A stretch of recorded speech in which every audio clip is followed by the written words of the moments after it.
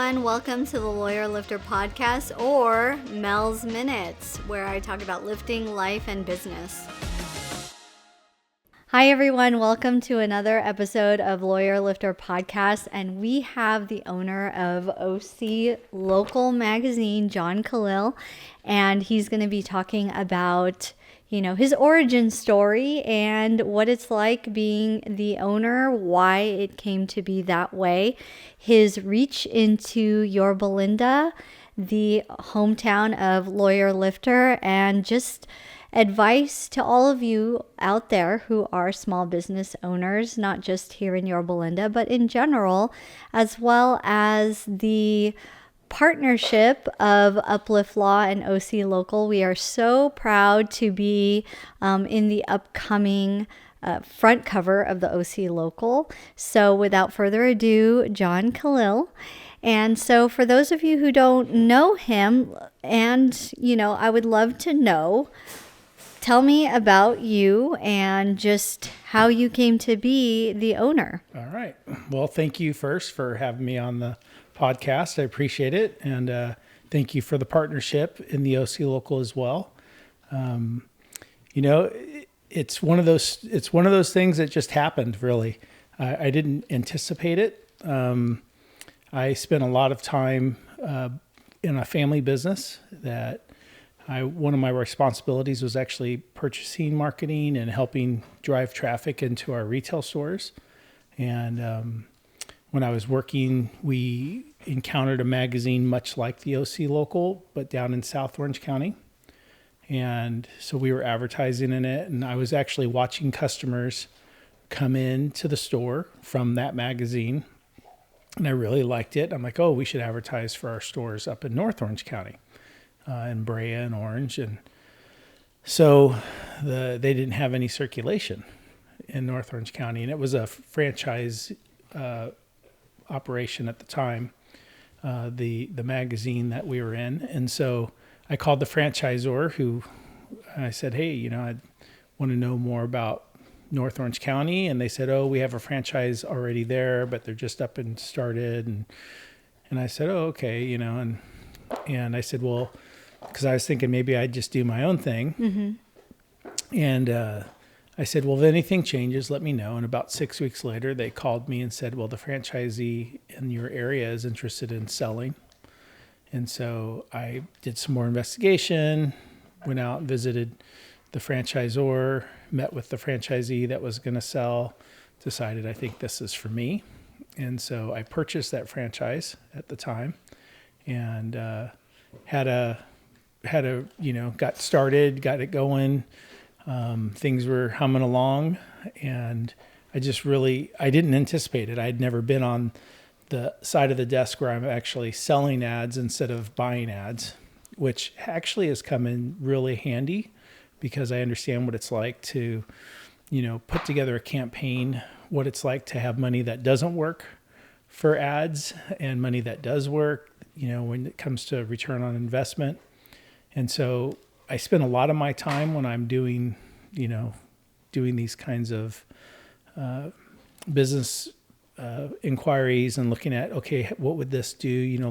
Like when we had the conversation, how is this going to work for Uplift Law? I don't know. I've never had a business like this. But anyway, so that being said, in 2021, I actually left the franchise, and I wish I would have known you at the time.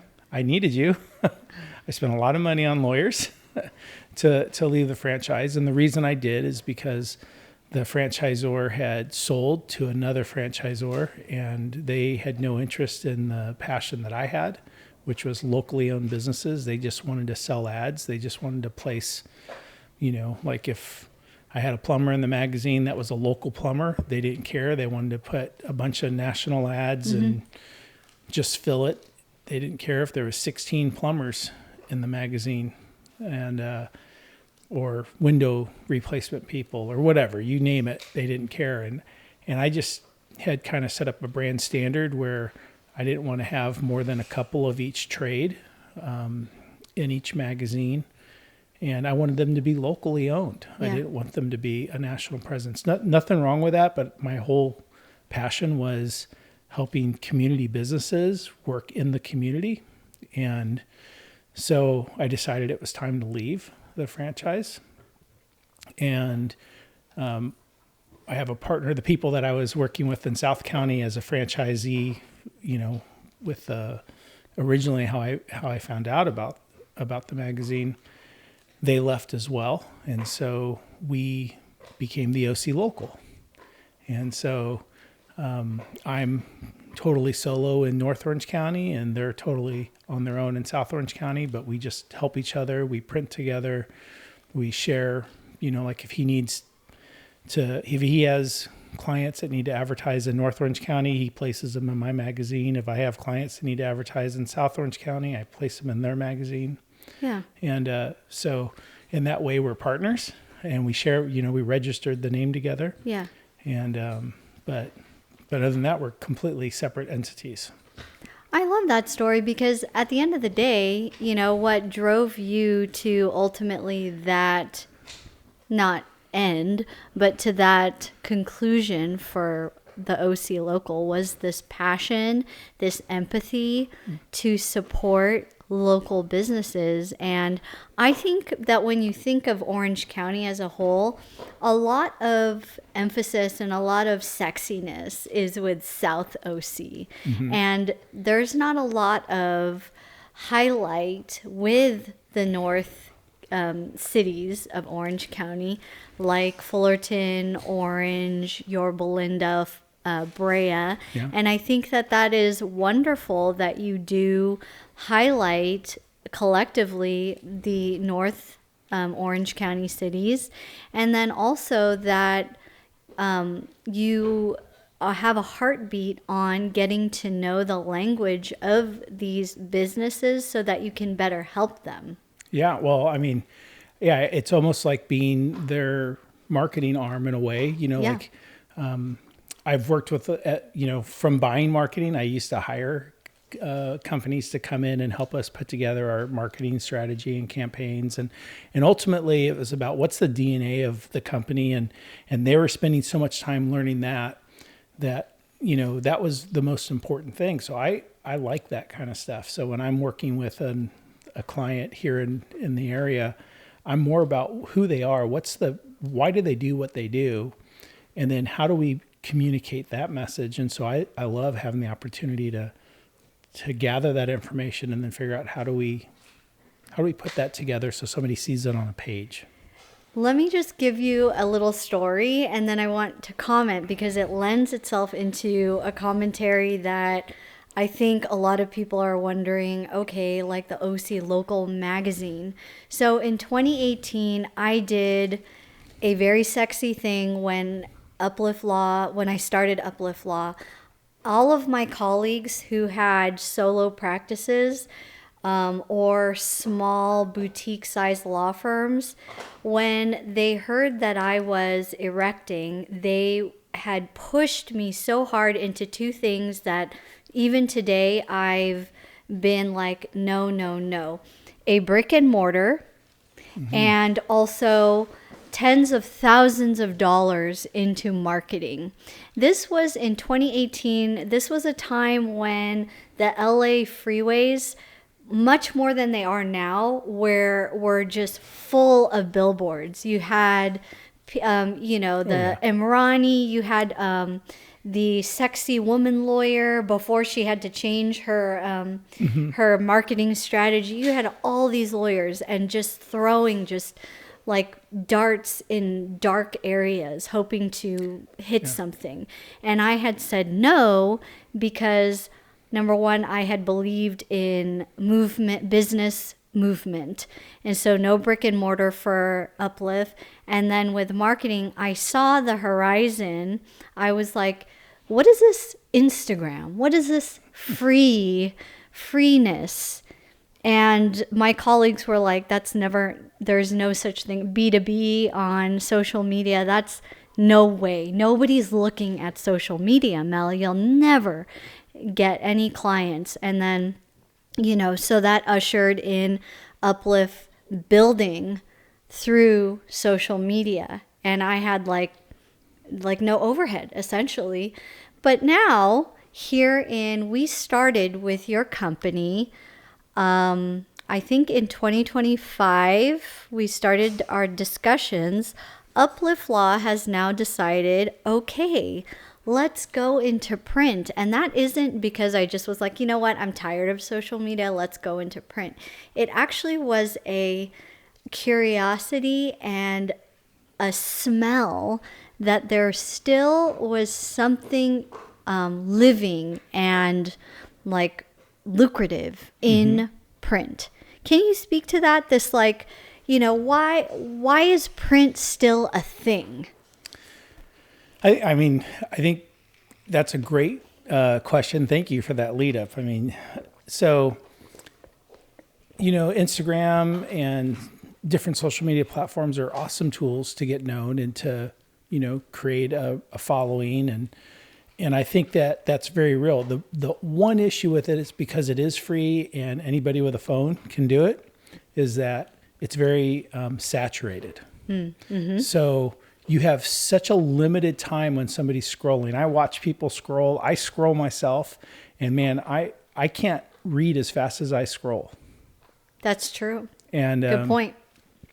And if something doesn't stop me, I just keep scrolling. And so the saturation point is tough. But hey, look, I think it's still a great channel. I think you should be on that channel. You should be on this podcast channel. You should be in a print channel. You should be, I call it guerrilla marketing, where you're out, at chamber or networking and doing different things. Why? Because it's all about making impressions, right? And every time you make an impression, you can make a good one or a bad one, but hopefully it's a memorable one, right? And the mailbox makes an impression, because most people, and when I say most, I'm talking like top 80%, go to their mailbox every day, except for Sunday. Although some people forget to go on Saturday, so they do go on Sunday. But all people go to their mailbox at least once a week. That is true. And here's the interesting thing. A lot of people have stopped mailing, which means the mailbox is less saturated. But if you look at like big brands like Amazon, I mean, they're pretty good digitally, right? They send a catalog every Christmas. I was just going to say, and people get excited about it. And I was just going to say, Costco. Mm-hmm. Costco, they send a catalog every quarter, every month, actually. Yeah. They have the magazine and their little coupon book. Mm-hmm. What about, so about every quarter, I get an advertisement in my mailbox from Google. You familiar with them? I think they're like digital advertising specialists. Yeah. And they're sending me a coupon to do what? To advertise on their platform digitally. Every quarter, at least, I get one in my mailbox from them because they want me to spend money on their platform. Yeah. Why don't they just email me? I have a Gmail account. They're owned by Google. Okay. Very unpopular question. Do you think print is relegated to certain generations? Can it reach Gen Z and Alpha? Do they have a mailbox? Like if I know. Their parents do. Their parents do. So, I guess it's going to reach a household. So it depends who owns the mailbox, right? Who's going to go to it every day. But so I went through the pandemic mailing, and we exploded during the pandemic. Exploded in usage. Such a curiosity. In fact, I mean, I don't wish the pandemic ever again. Yeah. But when people are stuck at home and all they can do is look at a screen, or they're on Zoom all the time, or they're like, they want something tangible. Different, right? Yeah. And the magazine works. So that's the beauty of print is it has to be attractive still. It has to, be different than everything else in there, because, you do get I get a lot of junk mail. Hey, people, probably 20, 30% of the people that get the magazine in their mailbox might say, hey, this is junk mail. That doesn't mean they're always going to throw it away. It doesn't mean that something on the cover might capture their interest once in a while. You know, they get 12 of them a year, maybe 2 or 3 of them a year capture their interest. I love that you are basically, you're making an analogy. You're showing a similarity between doom scrolling until something crazy captures you. Mm-hmm. And then the print where it's like you may throw it away, or you may like 1 week open it up and be like, you know what, hey, this is actually something. You might actually look at it on the way to throwing Yeah. it away. You might actually get distracted when you went to throw it away and throw it on the coffee table or Yeah. wherever the rest of the mail goes. And then on Saturday when you're going to clean up, you see it and you go, oh, I didn't see that on there. Or somebody else in the household opens it. Right. I mean, it's amazing how it works. And I'll tell you, if print didn't work, every Tuesday, you wouldn't get something from every grocery store in the neighborhood. That's true. I mean, do you forget to eat? No. Do you forget what grocery store you go to? No. Yeah. They're doing it every week. Yeah. It is actually, it's ironic, but it's like, I tell people all the time, you know, as fast and as new tech and business have become, at the end of the day, lean on relationships as being the foundation and basis of you making money. Mm-hmm. It's old. It's an old thing. Just like with print, it's not going away. Mm-hmm. It may be revitalized, it may resurrect in different ways, but it's there to stay. And I love that you draw it back to, do you have a mailbox? Well, we haven't abolished the United States postal system. Therefore, let's not go there. Right. Although they've almost abolished themselves. Right. Although I pray for it every day. I say to Ariana, like, when is this done? But you're right. Until then, you know, the mail thrives. Yeah. And sometimes we want to touch something, even in a very untouchable world. That's the other part, is having a physical piece. I mean, again, I think you have to have multiple channels of making impressions. And this is one. And sometimes it's the last straw for people, you know, so they see your ad here, they hear about you over there. And then, you know, all of a sudden you're in their mailbox. Mm-hmm. Yeah. You know, and you know, now you feel inundated by Yeah. it, you know, as a consumer. That's what you want. That's repetition works. Yes. And it's pretty cheap to go in the mailbox.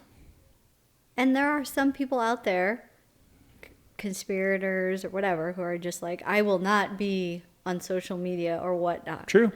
And then you reach that type of demographic. Now, with your passion, which led you to finally full ownership of the OC Local, I do see you on social media. Yeah. But then you have a heartbeat here in Yorba Linda. Why have you become so into Yorba Linda in you know, your capacity as sitting in the chamber? How did that happen? Well, I'm from the area, so I guess technically I lived in Anaheim, but I own a home that's, my kids went to Yorba Linda schools. I'm in the Placentia Yorba Linda School District, you know, and so Yorba Linda was just stomping grounds. I went to church in Yorba Linda, you know. It just that was my stomping grounds. It was my community. Mm-hmm. And so if I wanted to be with Anaheim Hills, I had to cross the 91 freeway. And let's face it, that's a land barrier that nobody crosses, right? It's different. Unless they have to. It's different for someone residing in Yorba Linda to someone like you who's given free time to better Yorba Linda businesses. Why do you do that? Well, I mean, okay, so Yorba Linda is a community that depends on, you know, it's kind of a bedroom community. So a lot of people leave Yorba Linda to work, right? So if we can have the right businesses and have businesses thriving in Yorba Linda, now you have the places that at least you can shop in your own community. You can, you know, you have great restaurants and great home services that can come to you and do, fix your windows and your air conditioning or whatever, whatever that might be, plumbing, you name it. And so if those companies aren't there, now where are you going to go? Elsewhere. Right? So, I'm telling you, if the person that's coming over to fix your hot water heater, you see them at the grocery store when you go grocery shopping, do you think they're going to be a little bit more conscientious about the work they do than a guy that you never see again? Yeah. When you do business locally, there's some accountability. And so using local businesses to do things around your house and whatever it is that you're shopping for, buying jewelry at a local jewelry store. I mean, I don't care what it is, right? There's going to be an accountability that comes to that when it's your neighbor, when the business owner is a neighbor, the consumer is a neighbor. And then think about what it does to the community. So sales tax, what pays for our roads and our infrastructure with emergency services and all of those things. Why is Yorba Linda such a nice community? Well, they need revenue through property tax, but also sales tax. And so those kinds of things make a huge contribution to the community. And so as I'm involved here in Yorba Linda, I am also involved in other communities that my magazine goes to, like Brea and Placentia and Anaheim Hills and so forth, right? So I think it's important that the businesses in the area are contributing back to their area and that the community is using those businesses so that they can. It's a full circle type of thing. So I guess that's where my passion, and coming from a family-owned business that, has multiple locations in Orange County and a couple of locations in LA,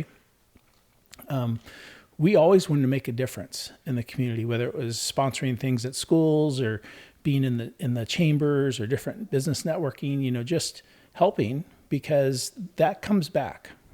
The saying, no good deed goes unpunished. That's true in a way. Yeah. But I think when you do the right thing, you do it well, people notice it, and that comes back in good ways as well. Yeah. So this year, you are now the former chair. Yes. And so what are your duties as former chair to the Chamber of Commerce? So I'm still getting used to that, right? Because I spent the last 2 years, 2025 and 2024, as the chairman of the board for the Yorba Linda Chamber, which has been a good experience and learned a lot. And so I think this, I'm kind of on a learning curve. But I think one of my main things is kind of being a historian a little bit as the executive team is making decisions and trying to move forward. Sometimes you have to have somebody that's saying, this is kind of why we did what we did, and that having a little bit more in-depth knowledge on those past decisions to give context for current and future. So I think that's a lot of what my, just helping steady the ship. I think, it's not, I'm not steering it. I'm not directing it, but hopefully helping, balance it. John, you are a local here in North Orange County. What is your favorite place to dine? Oh, yeah, you're going to get me in trouble. I like that question. Let's see. I'm going to have to kind of say it just matters what I'm in the mood for, but I'm going to tell you, like, if I want a burger, I know I'm going to go to Craft Burger in Placentia. Love it. If I want to order some pizza to go home, it's going to be Porky's Pizza, And here's the beauty of doing what I do is I work with a lot of restaurants. And so I get the opportunity to kind of see behind the curtain at these restaurants. And man, these restaurant owners, they work their tails off. Yeah. They are amazing. And I'm just telling you, like, find one you like and keep frequenting it. Tell people about it. Get people in. But here's a little known secret. And actually, they're not that big of a secret anymore. But if you like really healthy food and you want to go out to eat, JD Wings Oh, that is weird. JD Wings and things. They are baked wings. And the guy that started it, they came from a recipes that he used. He's a UFC fighter, now retired, but it was his training food. And so he loved wings, but he wanted them to be healthy. So he baked them and he used certain rubs. And I'm telling you, they're in Placentia as well. It's the bomb. Yeah, absolutely. As lawyers for many in the food industry, their industry is very difficult. It is also thankless often. So I would go with John's advice. And if you like a place here in our local areas, just keep going and keep telling. Yeah. Having visited with businesses locally for the chamber or to better understand how your business can help them advertise, what kind of advice would you give to, let's say, like a startup?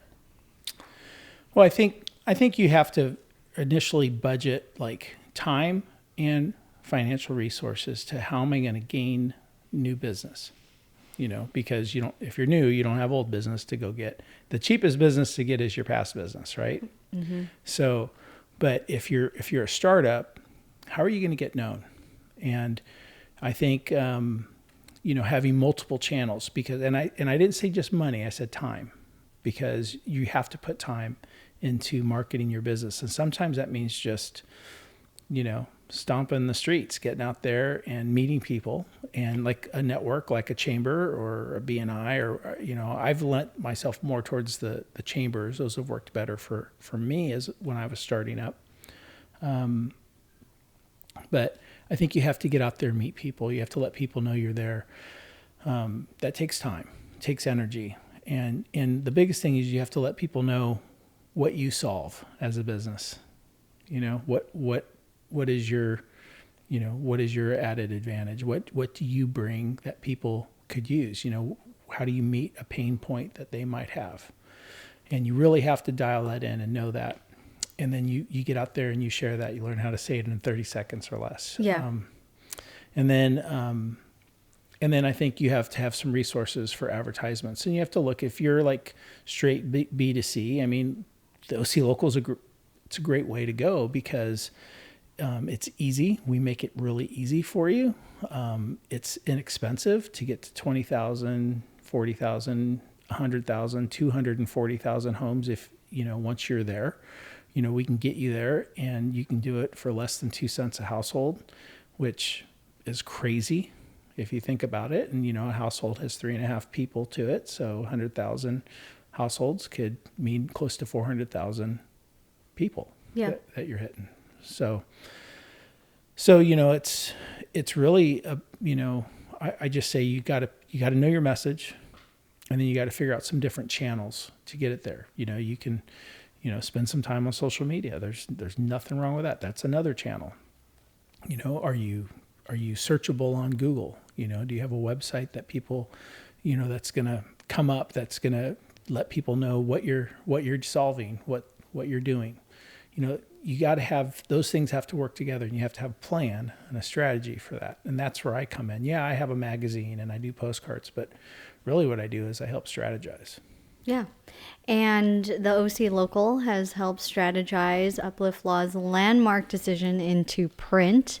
And so thank you so much, John, for joining us on this podcast. And for all of those, I was very proud to say social media is the platform for Uplift Law, but we found our home with the OC Local, so check us out there. And if you are thinking about print, we will have John Kalil's information so that you can also check it out.